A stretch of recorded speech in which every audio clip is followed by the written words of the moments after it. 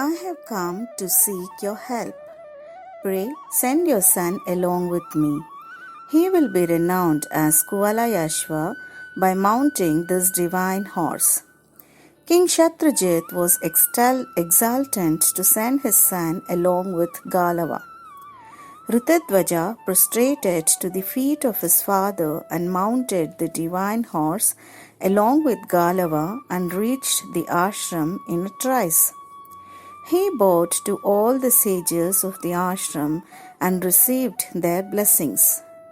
From then onwards, he was on qui vive to protect them.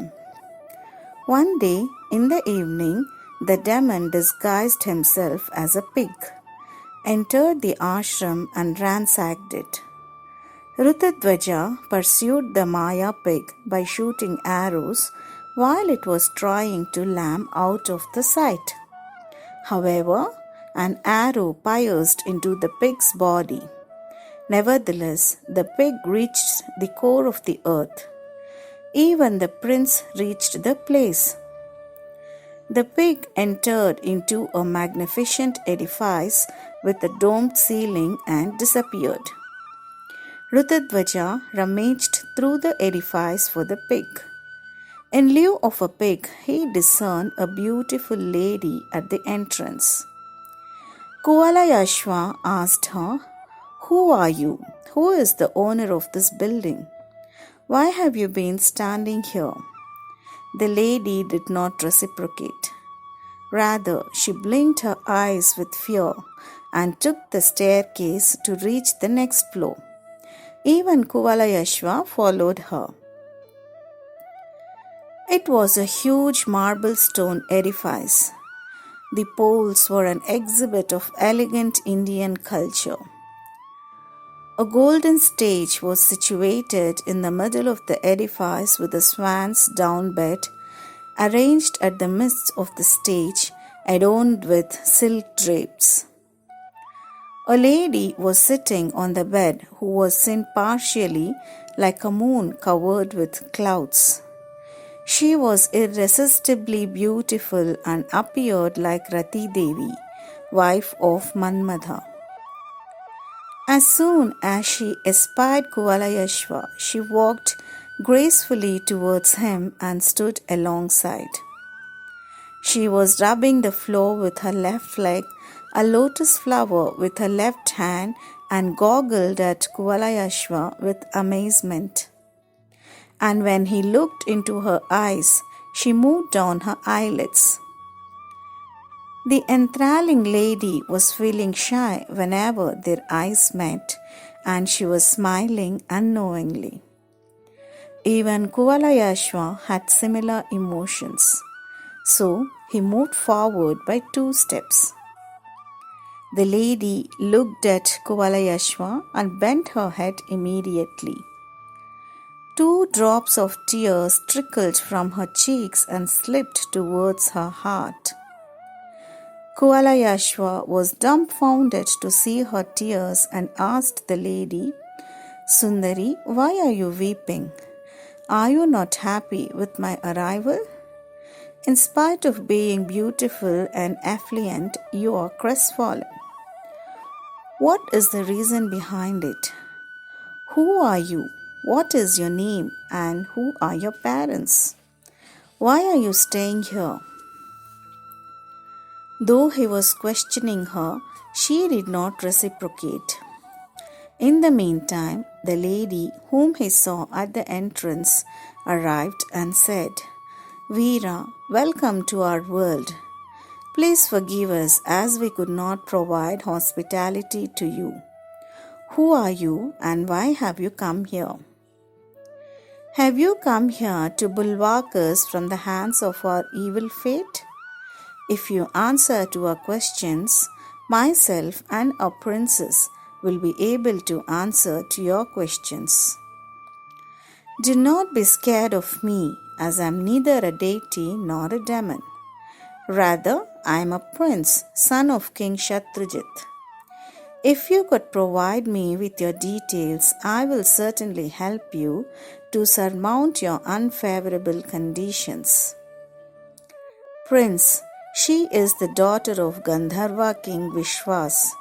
Her name is Madalasa, and I am her attendant Kundala. This edifice belongs to a demon king Patalaheta, son of Chandraketa. Patalaheta abducted me and our princess and imprisoned us here. He wants to marry our princess, for which she is denying. Therefore, Patalaheta pledged that he would marry her tomorrow. Hence, Madalasa attempted to commit suicide. But Kamadhenu appeared and said, "Do not take hasty decisions, as Patalaheta is not going to marry you because he will be deceased today itself."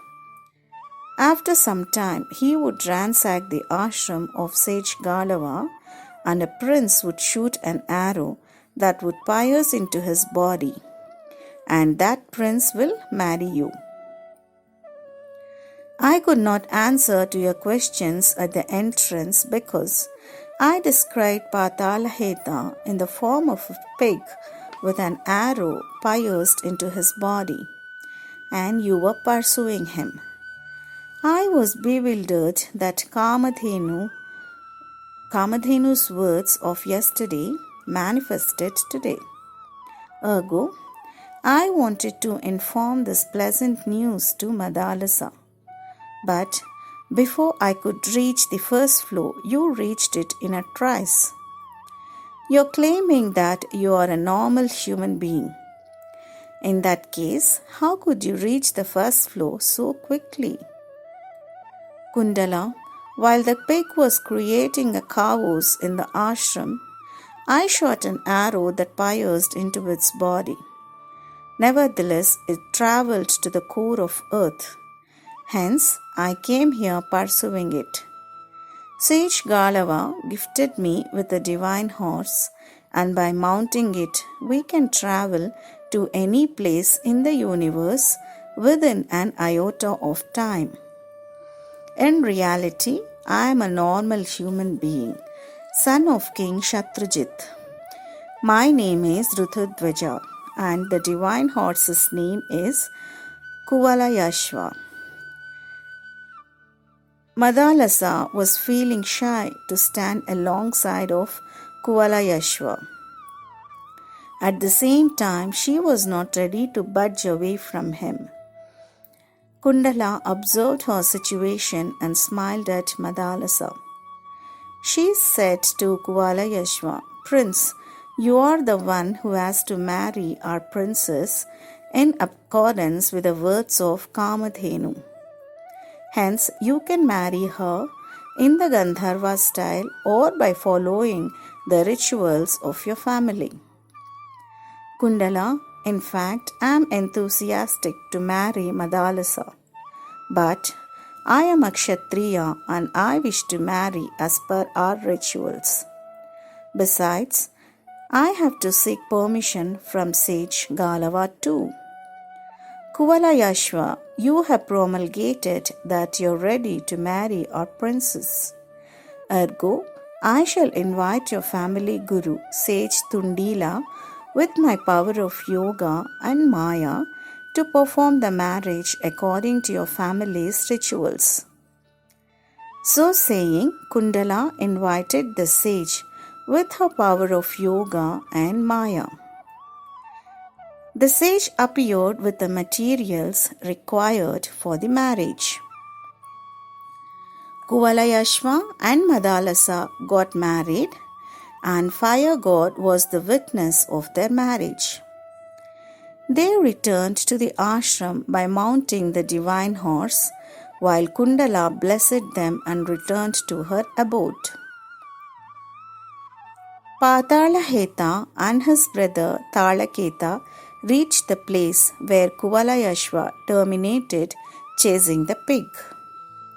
They intended to slay him, therefore they came along with their mighty army. By the time they reached the place, Kuvalayashva was flying in the sky along with Madalasa. Hence, he told to Madalasa to sit carefully and demolished the army of the demons with the help of divine horse by travelling through various paths. He even expunged Patalaheta and reached his kingdom with Madalasa. But Talaketa absconded and lived incognito. While of Talaketa, Shatrujit was immensely happy with the married life of his son and daughter-in-law. One day he called his son and said, "Son, you have to inquire about the welfare of the sages regularly. If they are happy, even we will be happy, and their blessings shall protect us from all the evils. And it is the dharma of kings to inquire about the welfare of the sages." Ritudvaja consented to the suggestion of his father and visited the forest which was located on the banks of river Yamuna by mounting his horse Kuvalayashva. He could locate a divine ashram that was encircled by sundry cottages of multiple colors. The color of the flooring of each hermitage was variant, and they were engilded by gardens with variety of creepers. Few arbors were placed in front of each hermit, having the form of deities, animals, and birds. The birds and animals were speaking in an alien language. The flora and fauna was indescribable. Ritudvaja was awestruck to see the exceptional beauty of the ashram. Festoons of tender mango leaves were hanged all around the ashram. Students were learning Vedas by sitting under the shade of giant banyan trees. In the meantime, he espied a sage who was standing beside a hermit. Ritudvaja paid respects to the sage and asked, "Sage, I have never seen you before. May I know who you are? Are you safe in your ashram without any hurdles from the wild animals as well as the demons? Are you provided with an ample supply of flowers, leaves, firewood, and water?" "My father is King Shatrujit. At the behest of my father, I have come to inquire about our well-being." Sage, in ancient days, the kings used to take care of the sages and all. Sorry, instead of addressing you as friends, I addressed you as sage. So friends, in the ancient days, the duty of a sage is to perform yagnas and yagas, and he should perform every duty for the welfare of the society, and the kings used to take care of them. The sage replied, "Son, I am glad that you have come all the way to inquire about our wellness. We are living happily in the ashram by performing austerity and yagnas. In fact, we are fortunate to have you as our prince. I am carrying out a certain yagna in which I have to offer donations to the Brahmins. Hence, if you do not have any restrictions, please offer me with your gemstone necklace." Ritudvaja immediately handed over the necklace to the sage. The sage was delighted, and he notified Ritudvaja to wait for some time while he worships the river Yamuna and returns to bestow his blessings. The sage was cogitating. The prince failed to recognize that I am Talaketa. He is assuming that I am a real hermit. This is the right opportunity to retaliate the assassination of my brother Patalaketa. Hence he plunged into river Yamuna and appeared at the palace of King Shatrujit. The king was watching some entertainment program along with his wife and daughter-in-law. They were stupefied to see the unforeseen entry of the sage. However, they cleansed his feet and made him to sit on a cozy couch. The sage stated, "King, I never thought that I would bemoan the death of our prince. Some unknown person slew Ritudvaja near our ashram, and this necklace belongs to him. I have brought this as an evidence. The dwellers of our ashram have performed the funeral rituals to his corpse. I have come here to inform the matter and to solace you." So saying, the sage disappeared. Ritudvaja's parents were unable to tolerate the terrific news and they fainted. On the other hand, Madalasa's life force was terminated. When Ritudvaja's parents regained their senses, it was like another thunderbolt to see the corpse of Madalasa. The sage returned to the ashram, embraced Ritudvaja and blessed him and stated, "I have completed all of the tasks and that I have intended for. Now you can return to your kingdom." Ritudvaja bowed to the sage and returned to his kingdom.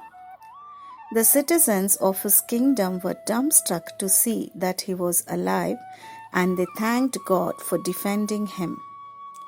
As he entered the palace, even his parents were stupefied to see him.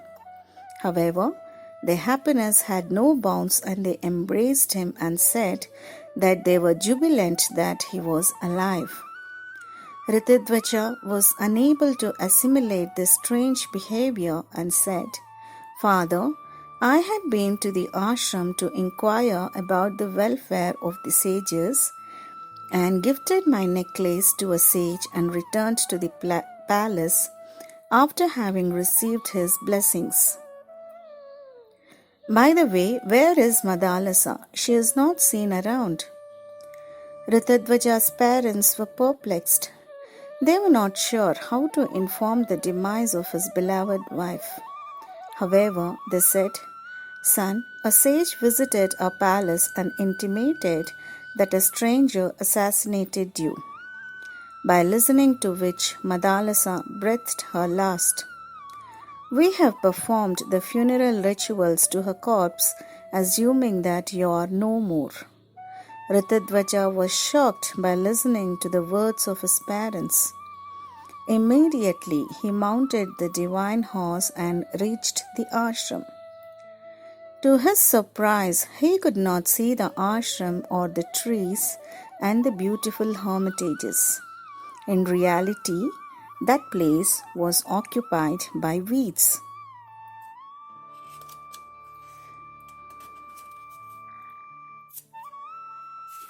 He could realize that Patalaheta's brother Talaketa had deceived him.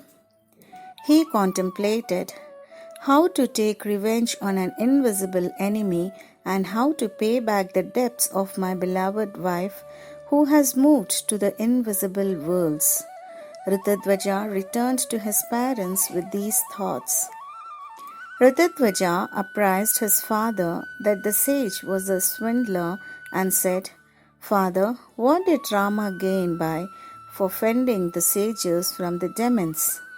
Abduction of Mother Sita.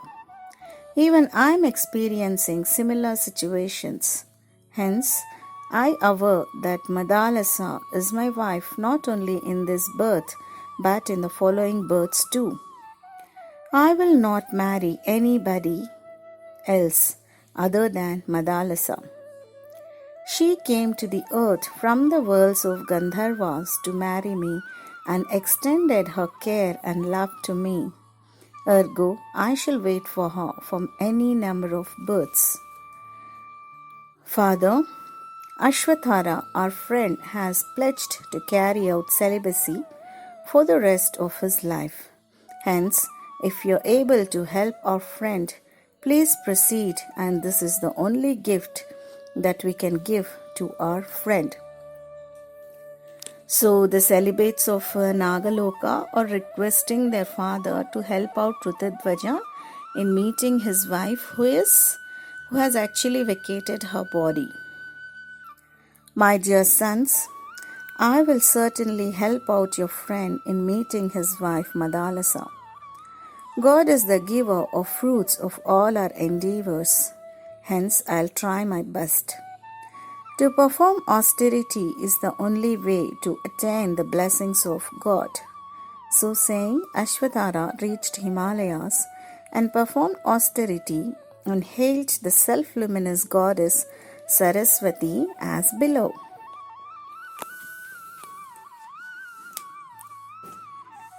Ashvatthara's hymn about goddess Saraswati. Jagadhatri Mahadevi Vedajanani Saraswati. The essence that is responsible to provide liberation is inherent in your being in the form of Chidrupini and Narada Rupini. Hence, you are the Akshara Brahma. Akshara Brahma is Om, dear friends. As the fire is hidden in the wooden blocks, the atoms exist in the 5 elements. You are absorbed into the creation and Parabrahma. The entire creation has imbibed Omkar that has 3 syllables. There are 3 worlds, 3 goddesses, 3 Vedas, 3 Vahanas, Jyotis, 3 Varnas, 3 Purusharthas, Dharma, righteousness, Artha, money, Kama, desire, Trigunas or qualities of nature, 3 types of sounds, attachment, hatred, niggardliness, 3 enemies of a human, 3 ashramas, 3 seasons, 3 states of mind like vigilance, dream and deep sleep, father, grandfather, forefather, even these are 3. Day, night and twilight hours are 3. There are 3 types of classes such as deities, forefathers and humans. In this way, each factor of the entire creation is further divided into 3 subclasses, and you are the Omkara that has 3 syllables Om, Ka and Ra. By realizing your nature, one shall attain liberation. The 7 types of Somayak such as Agnishtoma, Utkya, Shodashi, Atiratra, Atya Agnishtoma, Vajapeya and Aptorium, and the 7 types of Pakayagnas, namely Agnyadhanam, Agnihotra, Darshapurnamasa, Chaturmasya, Agrayanam, Nirudhapashubandham, and Sautramani are performed by chanting Om as prefix for every mantra. Vagdevi, ordinary people cannot realize your true nature. In fact, your nature is formless, actionless, divine and reluctant to change.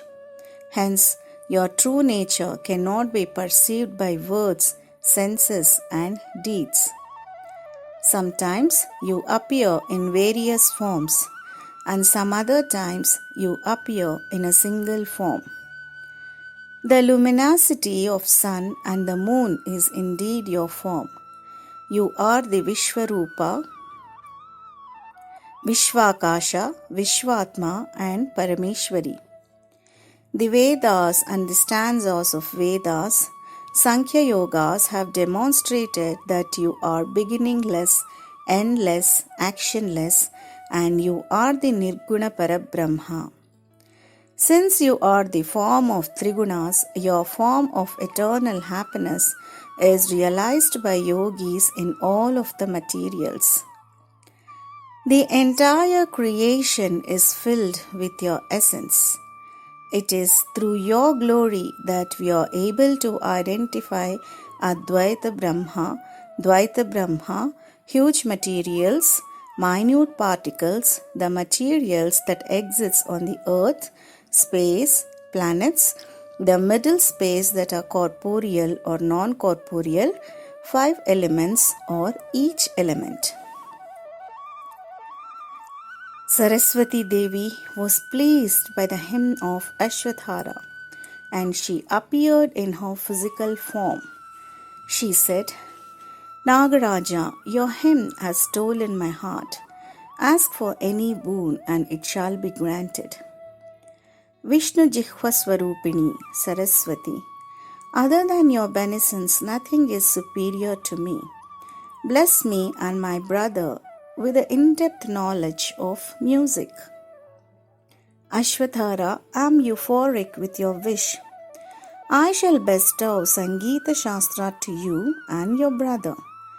Both of you shall flourish as supreme singers in the 3 worlds with an unrivaled knowledge.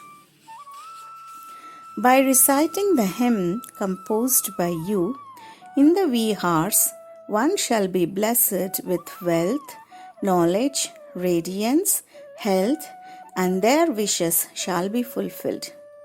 So saying, Saraswati Devi disappeared. Kumbhala and Ashwathara were transformed into celestial musicians. Kumbhala is the brother of Ashwathara, friends. They reached Kailasa from Himalayas and extolled Parvati and Parameshwara with their music knowledge. They extolled them with different songs in the day and night. But Shiva did not give his darshan. So the Dio brothers continued their worship for several years by singing the hymns. One fine day, Lord Shiva appeared out of ecstasy and offered boons to them. Sarpa Bhushitanga Kandrapa Darpabhanga, we have been awaiting your blessings since many years, and fortunately you have appeared today. Ashtamurti, Pashupati, both of us have a similar desire. Kuala Yashva's wife was demised by the Maya of demon Talaketa. Hence, please bless us with Madalasa as our daughter with the same age when she died and should possess the similar attributes such as virtuousness, patience and Brahma Vidya that she possessed earlier. Besides, Madalasa should shine bright like Yoga Mata. In fact, Madalasa was a great Jnani, friends, that we will know in the coming chapters. Nagaraja, since you are my ornaments, I admire you people and it has increased with your desire to help Kuvalayashva.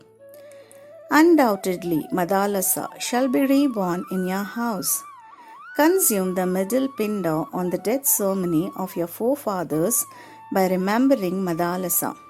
Then she will be born with the same age, physical appearance, and attributes that she possessed before her death.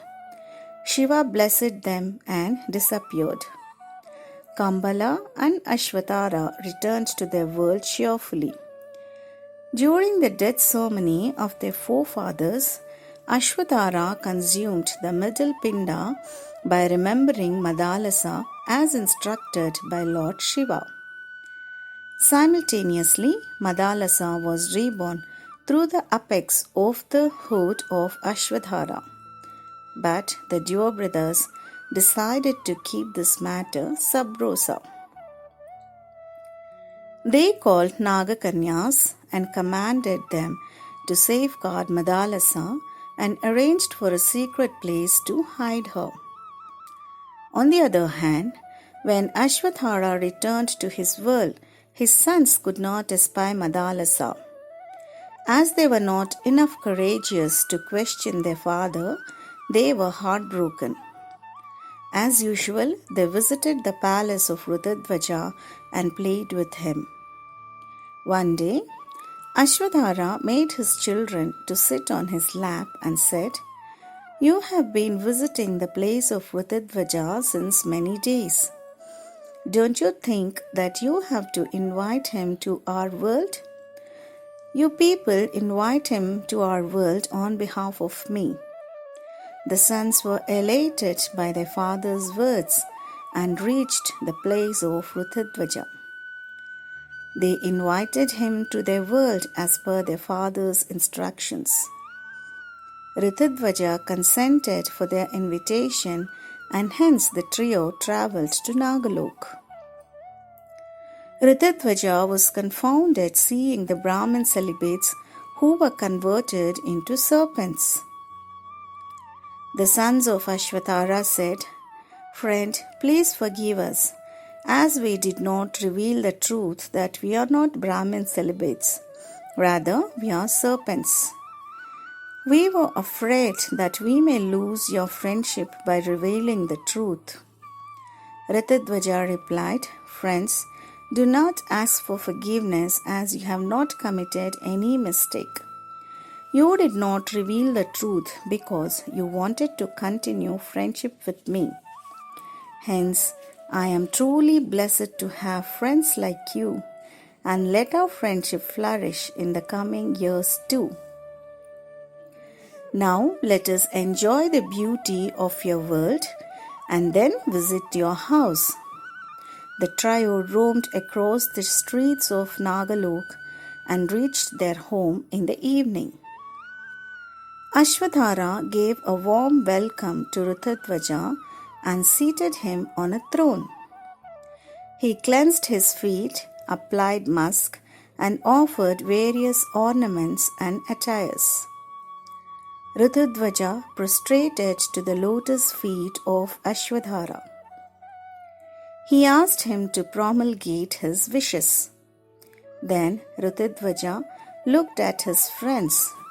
In turn, they informed their father about Madalasa. Ashvatthara replied, "It is impossible to revive a dead person. However, I'll definitely show Madalasa to you, Ruthadwaja." So saying, he took him to a secret place where Madalasa was staying. Ruthadwaja was happy, and simultaneously he was bewildered to see her. Even Madalasa was exhilarated seeing her husband after many days. Both of them embraced each other. Ashvatthara described that he meditated on Saraswati Devi, and due to her blessings, he and his brother worshipped Lord Shiva by singing various songs and by playing the instruments. Consequently, Lord Shiva blessed that Madalasa shall be revived. The friends of Ruthadwaja were equally gleeful, and they expressed their gratitude to their father.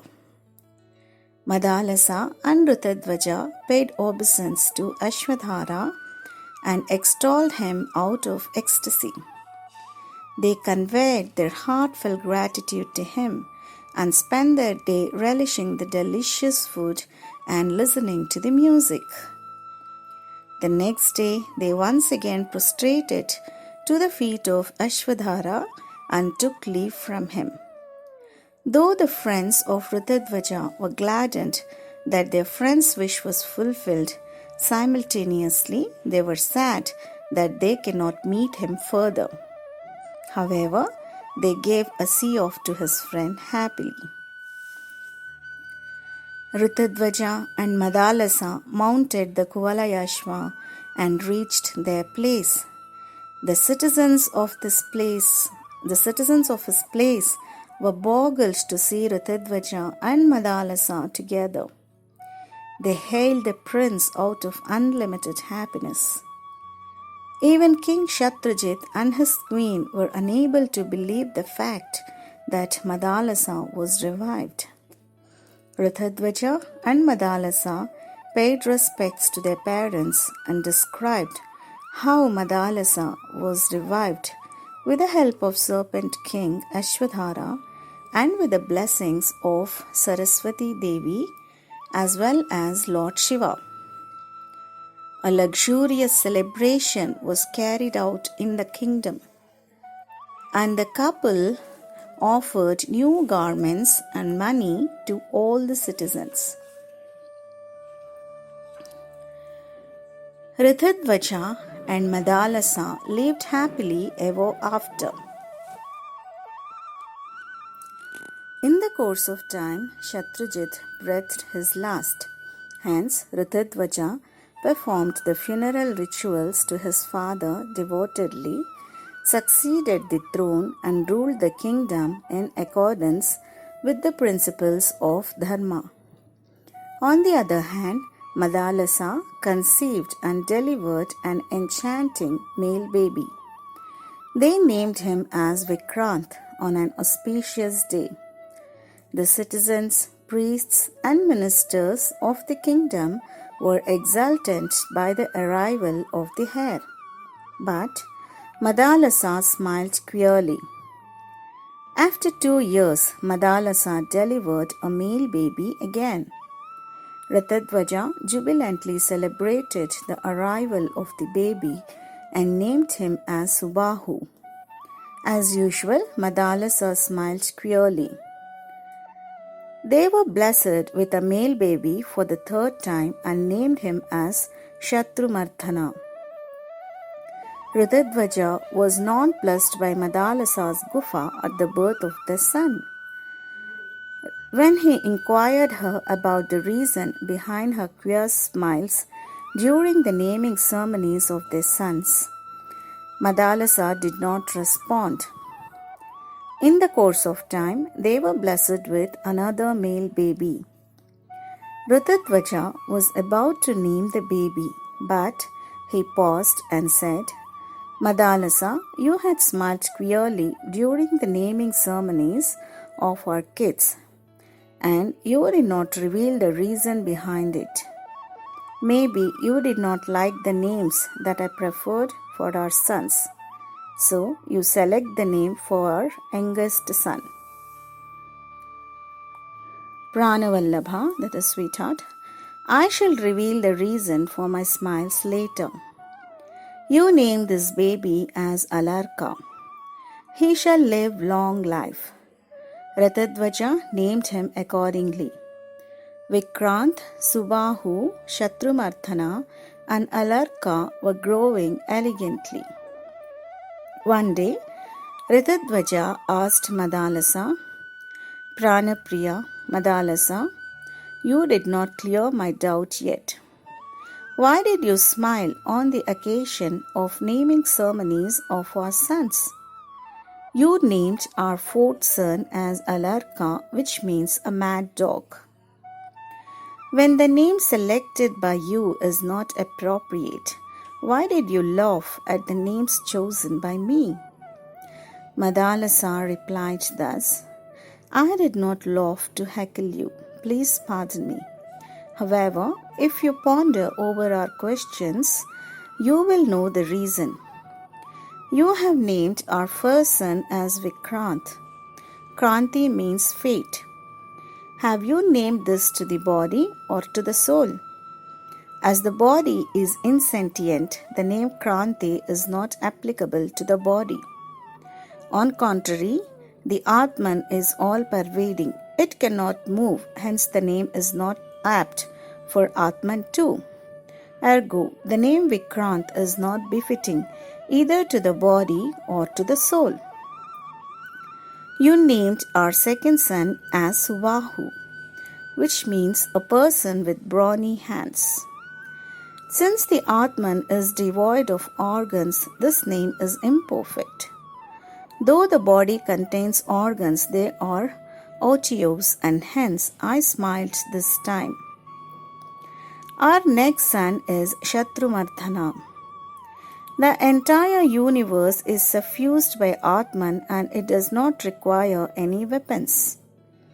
In that case, whom will it abolish, as it has neither friends nor enemies? Besides, it does not possess the egoistic thoughts of slaying the foes. The body, which is insentient, cannot be obliterated.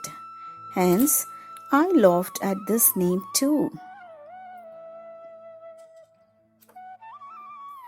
It is impossible to choose a significant name to a child, but a name is essential in the physical plane to identify the person.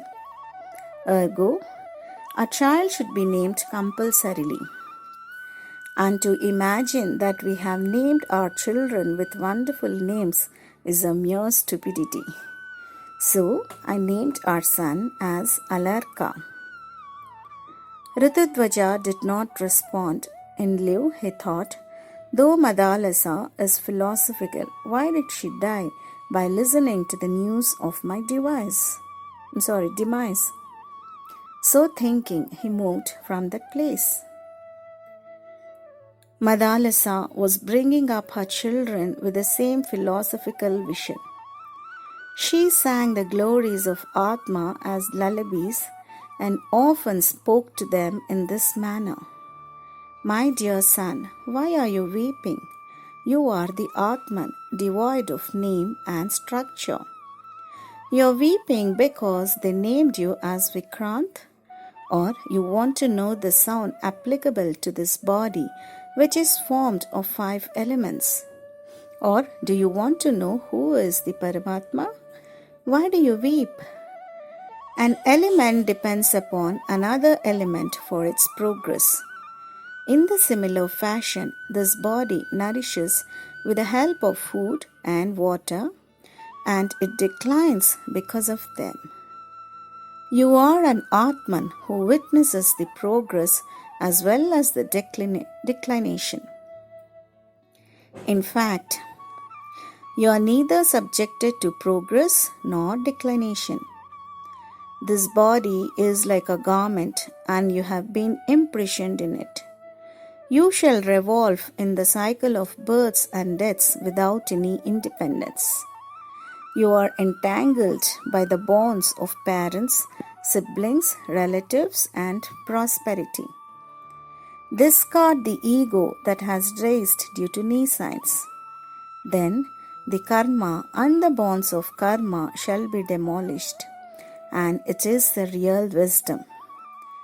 Everybody is involved in attaining pleasures and demolishing the dolor, which is obviously absurd. You neither need pleasures nor the dolor, and this is called as wisdom. Try to inculcate this habit, son. So Madalasa is trying to tell her son, who is just 3 to 4 months old. She's saying him to inculcate a practice wherein he is beyond dualities. In this creation, there is none who is unaffected by lust. A lady paves the way to hell. A woman is born in the same manner as a man is born and grows in the same fashion as the man grows. In this case, what is the speciality of a woman? It is a total lunacy to assume that the genitals that excrete wastes from the body provide pleasures. An ad interim pulchritude of a woman has to collapse one day. When the youthfulness terminates and you attain old age, you encounter bitter feelings of resentment towards your own body, and you shall abominate your lady as well. Though the attractions debilitate eventually, nobody is realizing it. Ergo, to trust the body and to adore it is dim-wittedness. Son, you trust the Atman, which is not subjected to variations, and attain liberation. So Madalasa is saying not to have attachment towards the body as well as the bonds. And she is saying to have a continuous trust on the soul. This way, she brought up her children with her preaching about Atman. As a result, the first 3 sons became Viragis, the one who is indifferent to the pleasures of the senses, discarded the kingdom and travelled to the forests to perform austerity. They violated the words of their father, priests, and the ministers, as they followed the principles enjoined by Vedas, which were taught by their mother. How lucky they were to have such a kind of mother. So they transformed into Brahmagyanis and performed austerity. Ritudvaja was affrighted that if their fourth son becomes sage, their family would not progress and their kingdom would abolish. Ergo, he instructed Madalasa thus: refrain from preaching Brahmagyan to Alarka, as he may discard the kingdom like his brothers. If everybody discards the materialistic life, none will be left to follow Grihastha. And if no one follows it, the death ceremony rituals become extinct. Besides, a person who is a Grihastu has to protect the celibates, sages, and the old-aged people. Even a king should be a Grihastu in order to rule his kingdom.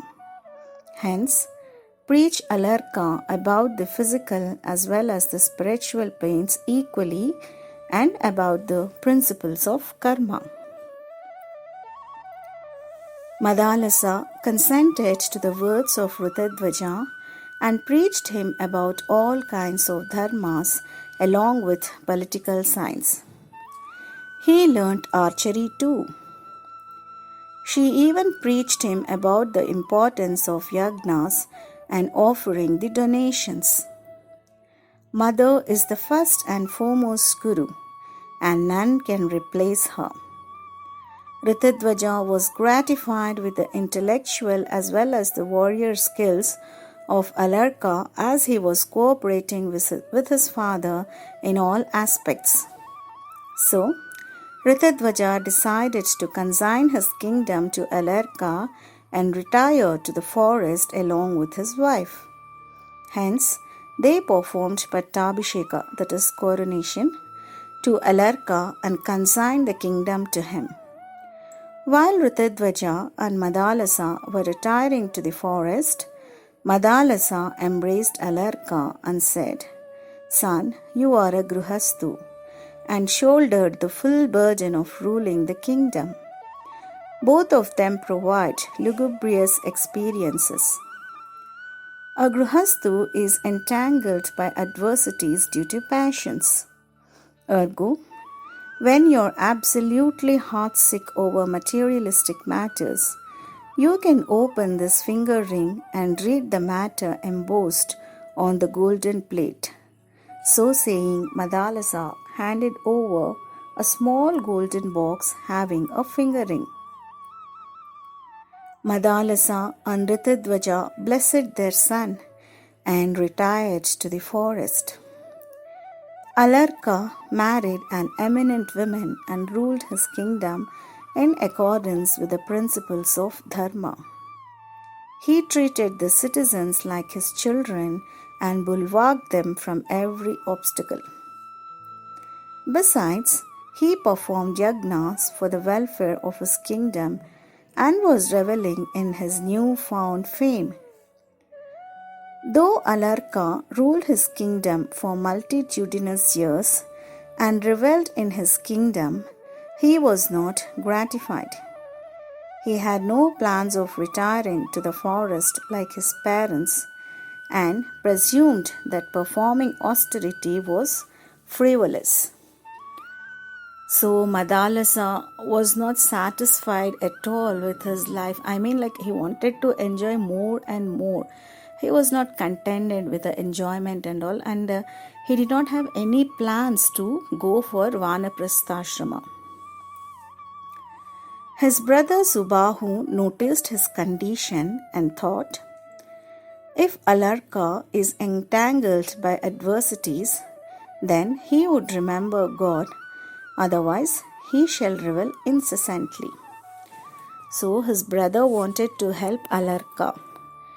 See, if a person is entangled by difficulties, he would definitely remember God, right? That is what Subahu is thinking about his brother.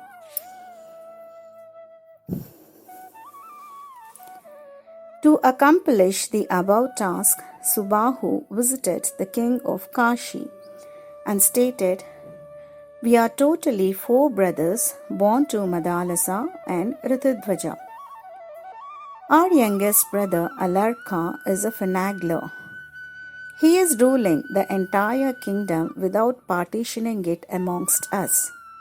Hence, you have to battle with him, conquer his kingdom, and then return it to us. So, Kashipati sent his attendant to intimate Alarka about Subahu's proposal. But Alarka, out of ego, nixed the proposal and sent a letter stating that Subahu should claim the inheritance directly by meeting me. Otherwise, I shall not respond to the messages of my foes.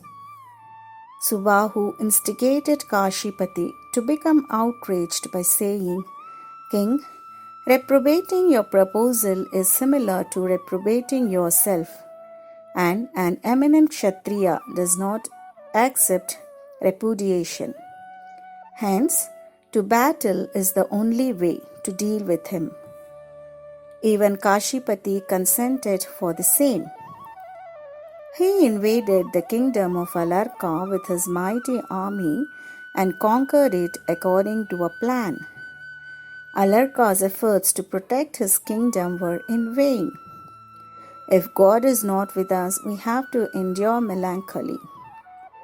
In reality, we are just instruments in the hands of God. Alarka was drubbed by the king of Kashipati. Consequently, he was depressed.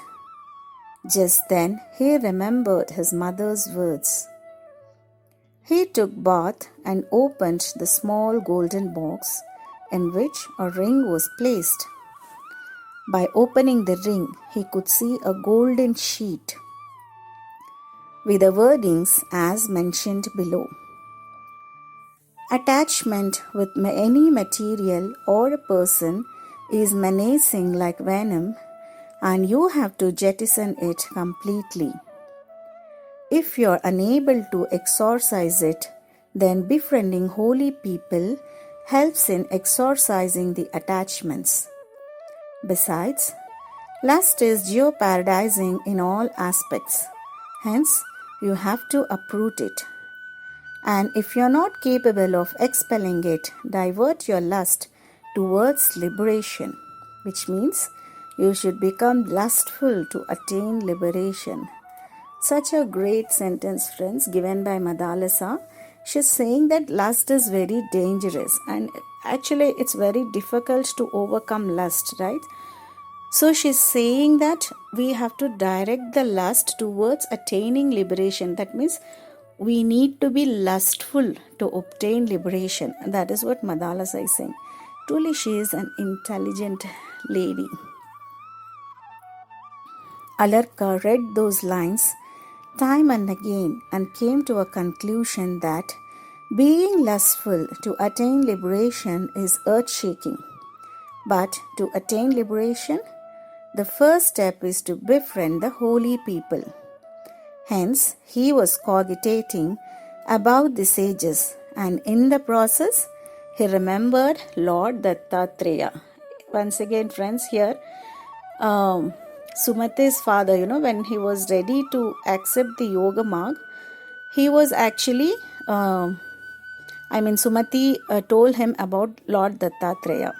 The same example, it repeats here also. When Alarka was ready to befriend holy people, he remembered Lord Dattatreya. So, if we are ready, he will definitely come to us, friends. Without giving a second thought, Alarka travelled to Sahyadri and met Lord Dattatreya. He prostrated to the lotus feet of the Emperor of Emperors, the consciousness prevailing through the entire universe, the omnipotent, the all-pervading, the indomitable, the unconquerable, the unfathomable Lord Dattatreya. Alarka said, Lord, I seek refuge in you. Pray release me from the clutches of dolor. So here Alarka's brother Subahu, though he was not passionate in ruling the kingdom, He only played a drama to make Alarka realize that Atman is permanent and to surrender ourselves to ourself is very much essential to obtain liberation.